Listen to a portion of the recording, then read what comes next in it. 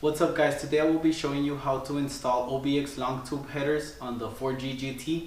I have mocked up the OBX long tube headers here. This is the front of the engine. This is where your first O2 sensor would be at. It's right there. So it's going to be more or less like this. It will bolt up here, and then your first oxygen sensor on the rear is going to be right here. So the problem with that is oxygen sensors like to be relatively at the same length as the other bank. So on the rear of the engine, this is the first oxygen sensor. It's about, let's say, 22 inches from where the headers start. But on this one, it's gonna be 47 inches from the start of the headers.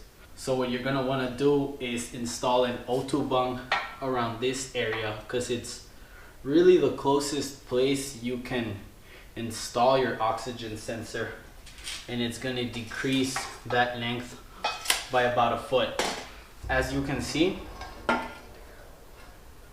the headers start here, the three join up here, and your O2 bung is immediately right there. And that is what we're gonna try to replicate on this side. As soon as these three join, we can't install it here because it has this flex tube here. So we're gonna go ahead and weld the O2 bung here. And this is not an O2 bung, this is actually where your EGR tube is gonna bolt onto. It used to be the case that OBX headers had an O2 bung here, which is pretty useless because it's only reading the middle tube, as opposed to having your O2 bung over here where it would be reading all three. Once we weld in that O2 bung, the upstream sensor is going to go here and the downstream sensor is going to go here. So that will take care of the front of the engine. For the rear of the engine, we have nothing here besides the EGR tube that's going to be bolted onto this, and then your first sensor is going to go here. And then sensor 2, my exhaust has an O2 bung already welded on it immediately after the rear headers end, so it's going to be around here, because I want to keep it more or less around the same distance as the front of the engine, because this is going to be, like I said, about a foot apart, and then this one is going to be also about a foot apart, you know, just to keep the ECU happy, so I can have the sensors more or less on the same location on each side of the engine as best as I possibly can. Another thing guys is that the front or rear of the engine is usually referred to as the right bank or left bank or bank 1 or bank 2. So the rear of the engine is bank 1 because it has cylinder 1. It is also the right bank.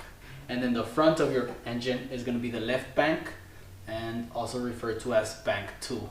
Alright guys, so let's get started. First off, we're going to mock this up. We're going to put it on and maybe put like 2 hex nuts just to bolt it on, and so we can mark the spot where we want to weld the O2 bung.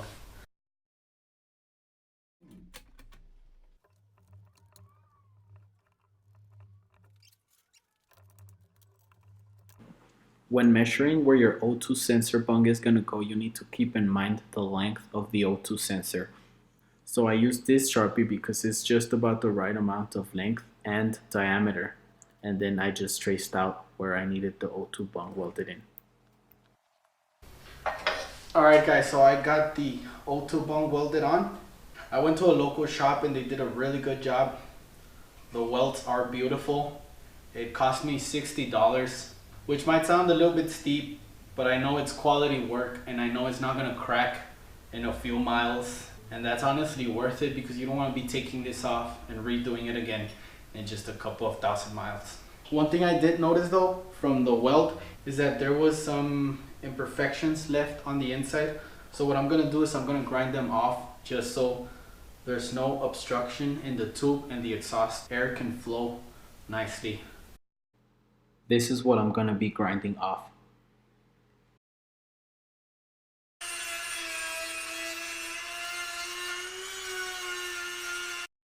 This may look excessive and like unnecessary work, but it's details like this that help your car run better.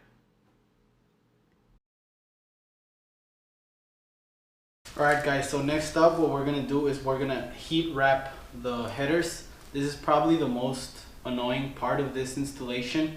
So you might be asking yourself, why do you want to install exhaust wrap? Well, the reason being is that exhaust wrap maintains the headers hot, and the hotter they are, the faster the exhaust flows out of the engine, which provides more horsepower. And also by preventing the radiation of heat off into your engine bay, which means that your intake is colder, your intake manifold is colder, which again provides more horsepower. And to me, it's a pretty good reason to install the exhaust wrap. So before you start, make sure you cover yourself up with a long sleeve, wear long pants, don't wear shorts, because this is basically little strands of glass, and if it gets in your skin, you're gonna be really itchy and it's very annoying. And also wear gloves, guys. An extra tip I may add here, guys, is that I put some rubber bands on my sleeve because the fiberglass was going under it, and this helped a lot. Another thing you can do to insulate your headers is ceramic coat them, but I got quoted at $400 for mine, so I'm just gonna exhaust wrap them. It's cheaper and I think it's gonna be more effective, because if you go to a place that doesn't do a good job on the ceramic coat, then it's not gonna be effective and it's gonna be very expensive. I got these from Pep Boys. They're like $60, I think, but if you purchase them online, which you kind of have to because they don't have them in stock in most stores, you have to go online and purchase it. They have a discount code which takes off like $15, and it ended up being like $44 each, I believe, around there. And I think it's gonna take about 3. You're also gonna need cable ties. I got this from Pep Boys too. What I'm gonna do is get a long piece and then loop it around, so you don't have to be crossing the entire roll.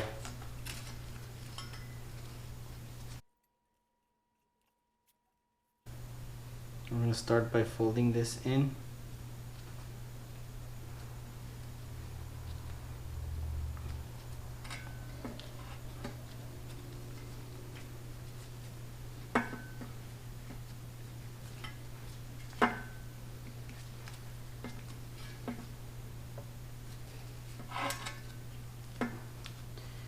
Hold the tip down, get it nice and tight. I think I'm gonna go with about 50% overlap to get a good coverage. I'm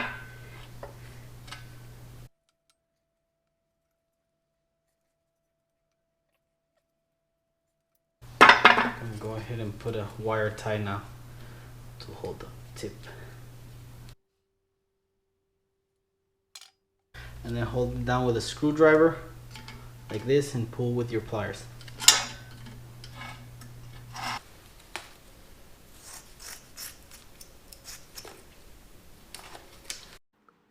Applying some super glue to the end you just cut prevents the thread from running, and it's very helpful throughout this installation. You can now continue wrapping the header tube.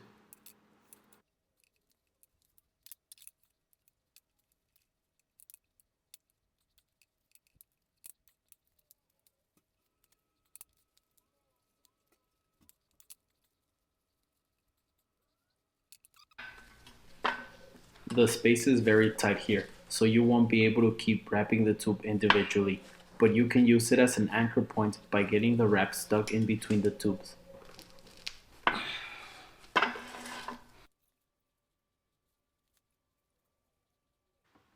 I wrap the tube loosely first to estimate how much I need before cutting it.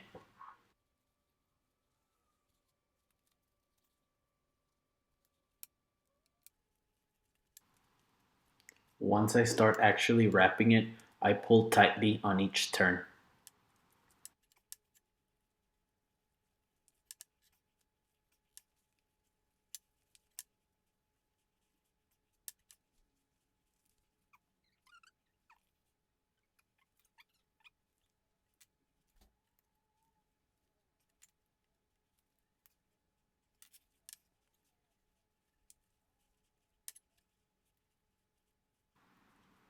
Once again, I do the same thing here, and I anchor the wrap between the tubes.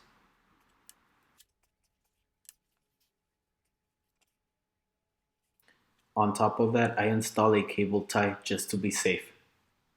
You really don't want this falling off after a couple of miles. It will be a lot of money and work lost. They sell a tool to tighten the cable ties, but a set of pliers does the same thing.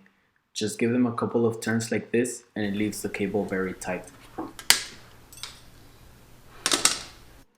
In some areas of the headers, you're gonna have to wrap it around several times in the same spot, and it feels like you're wasting material, but this is necessary in order to cover the header properly.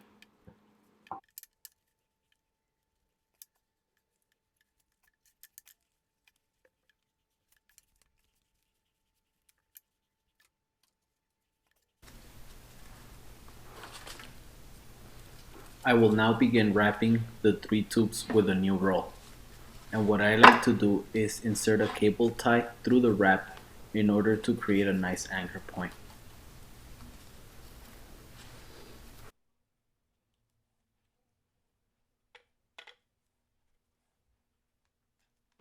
After cutting the cable tie, you can leave some very sharp edges, and if they're difficult to fold in, I like to lightly tap them in to prevent them from cutting me.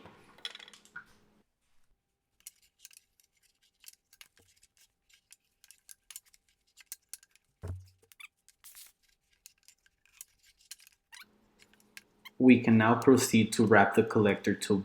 This is by far the trickiest part of wrapping the headers because the wrap slips on the edge and you get a lot of gaps. So it may take you several tries before you get it right. I had to cross the wrap in different angles in order to cover everything.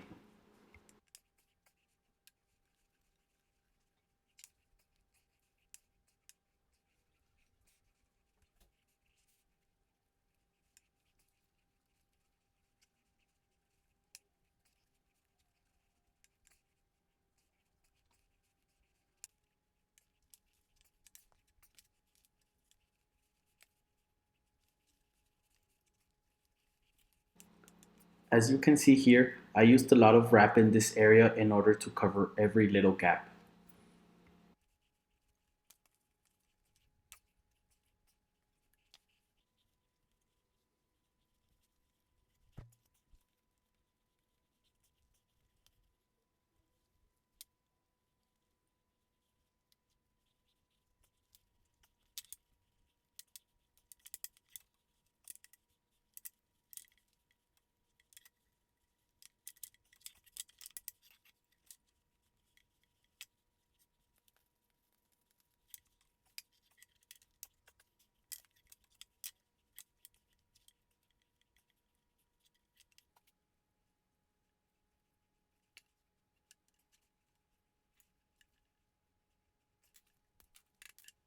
I tried not to obstruct the very edge right here too much because it's difficult to bolt on if you leave a lot of bulk here on the edge.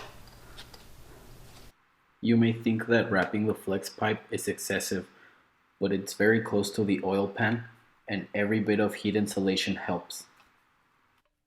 It is recommended that if you're going to wrap the flex pipe, you start with a new thread because the movement could loosen the wrap. This way the wrap may loosen and fall off, but only from the flex pipe section and not from the entire header. Even after being extremely careful while wrapping the header, I still had a little gap left. So I went back and wrapped the entire section again just to make sure I covered it completely.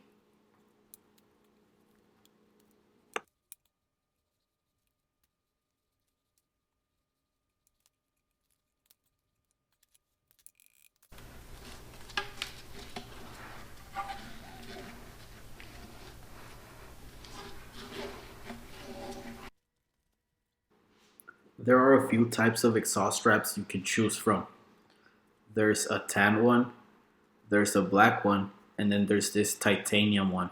The titanium one is the best one. It provides the most heat insulation and it doesn't need a waterproofing treatment like the other two do. For the other two, you will need to buy a high heat silicone spray and spray them in order to protect them from water. And at the end, it's just not cost effective. It would probably end up being as expensive as the titanium one. and more work. They also sell some cheap knockoff exhaust straps on eBay and even on Amazon. I wouldn't recommend you buy those because, like I said, they're cheap, they're knockoffs, they're not going to insulate as good as this one. This brand is DEI and it's really the best on the market. And for all this work, I would recommend that you get the good brand.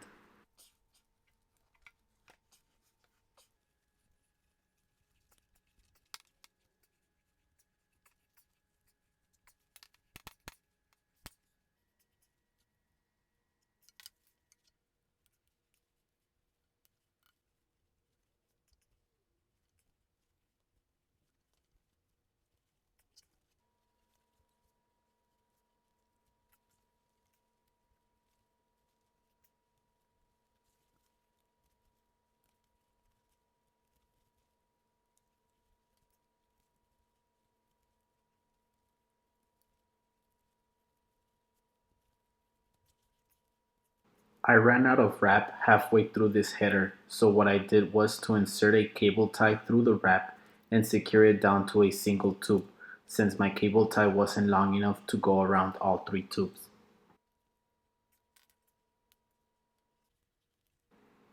Then I just continued wrapping with a new roll.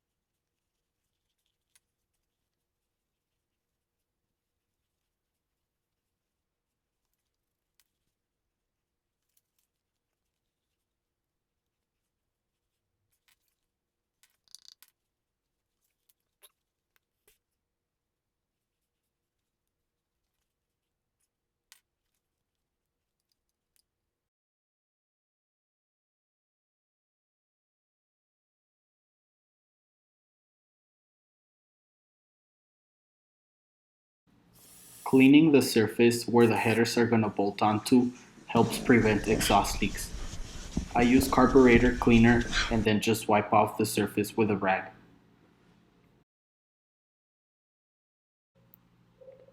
The gaskets provided by OBX don't fit perfectly into the studs. Modification would be required. They're also ugly and look like they're gonna have exhaust leaks. So what I ended up doing was buying a gasket set from AutoZone for about 13 bucks. These fit perfectly and I've had no problems with these before, even when reusing them several times. As you can see here, the gasket slides right in, unlike the OBX ones. We can finally start installing the headers. Start off with the rear header by screwing on a hex nut just enough so the header doesn't fall. because you're going to need movement on it to install the mid pipe.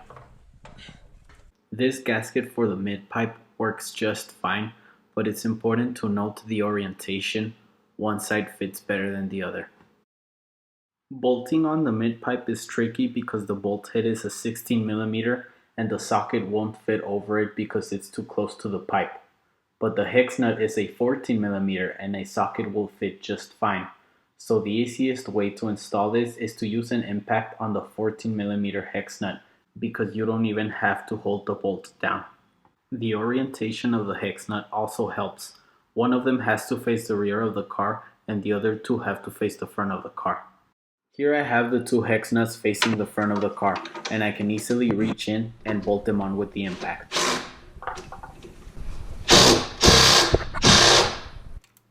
Once the mid pipe has been installed, we can now bolt down the rear header. Once that is done, we can now proceed to install the front header. The dipstick may obstruct you from mounting the headers, but I kinda just pushed it out of the way. Then they slide right in. Always hand tighten your bolts first to avoid cross-threading them. OBX doesn't supply washers for these bolts here, but I installed 2 on each bolt because the bolt holes are too big.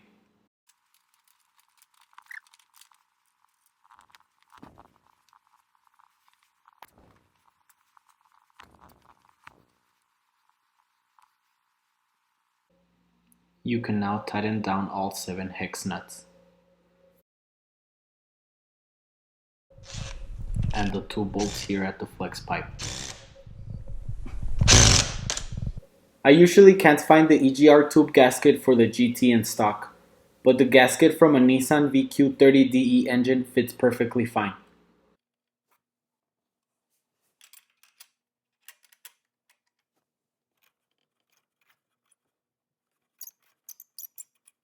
Another thing we're going to need to do is extend our oxygen sensors because of the new location of the O2 bunks, the cables are not going to reach. Some people have problems when they cut into their oxygen sensor and extend the wires. I don't want to risk that, so what I did is I went to a local junkyard and I cut the harness from the car and I cut the harness off an oxygen sensor.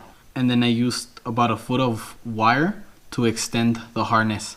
So now this harness plugs into my car and then I plug it into the sensor instead of splicing into the oxygen sensor wires. Next up, we're going to need to install some spacers on the downstream oxygen sensors because the downstream sensors are supposed to be after the precats, but since we deleted the precats, they will be reading higher airflow, which can trigger the check engine light. This is not a guarantee the headers won't throw a code, but it works most of the time. You're going to need a pair of these spark plug non-foulers for each downstream sensor. The oxygen sensor doesn't fit into the spacer, so we need to enlarge the opening. You need to drill out up to 1/2 inch in order for it to clear. You're going to need a pair of these per downstream sensor, but only one needs to be drilled out for the downstream sensor to fit. Drilling out the spark plug non-foulers is honestly a pain, so I ordered some oxygen sensor spacers from Amazon instead. Since your oxygen sensors are out, it's a good idea to clean them. I use a wire brush and spray them with some carburetor cleaner. We can now begin installing them. I'm starting with the upstream sensor. Remember to thread them by hand first so you don't cross thread them. You can use one of these special oxygen sensor sockets, or you can use a 22mm wrench. We can now install the spacers onto the sensor and the whole thing onto the exhaust. Use your wrench on the oxygen sensor, that way you'll tighten both. My Amazon spacers didn't come with a crush washer, so I used the ones from the spark plug non-foulers. Make sure to get your sensors properly tight to avoid exhaust leaks.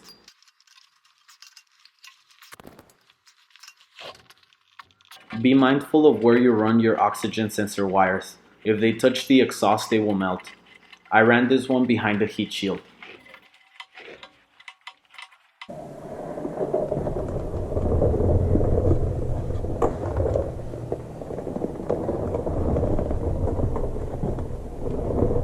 Originally, you have your OBX headers like this with sensor 1, or upstream sensor in this O2 bung. And for the rear of the headers, this would be your sensor 1 or upstream sensor. And you would have this pipe that would host both downstream sensors. But I didn't use that pipe because I changed the location of the oxygen sensors on my headers.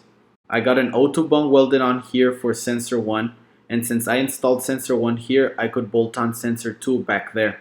And in the rear of the headers, I have sensor 1 here and sensor 2 on my exhaust. The downstream sensor is also known as sensor 2. It is supposed to be reading values after the catalytic converter. That is why we spaced them out. That should help imitate the airflow the sensor is reading as if it still had a catalytic converter. This is to prevent the ECU from triggering a check engine light, but be advised that this doesn't work 100% of the time. You may need to get a different oxygen sensor spacer or drill out the spark plug non-fouler differently with a bigger or smaller drill bit depending on what your check engine light code says. Okay guys, now on to what I believe to be the most important part of this install. As you can see here, the headers are exposed to scraping on the road. Even if the center crossmember was on, the headers would still be the first thing to make contact with the road. That is why I got this metal plate welded onto my center crossmember. It's separated at the bottom in order to clear the headers, and then I curved it at the front, making it basically a skid plate in order for it not to get stuck when hitting something. We can now go ahead and reinstall the center crossmember.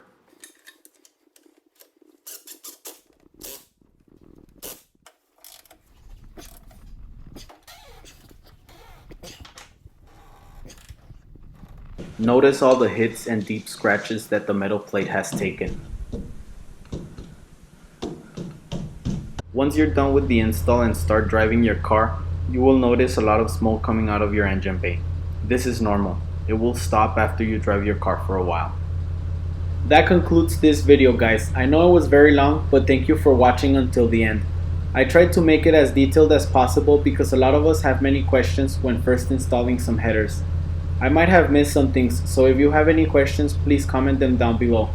Also, I would greatly appreciate it if you gave this video a like. Thank you guys.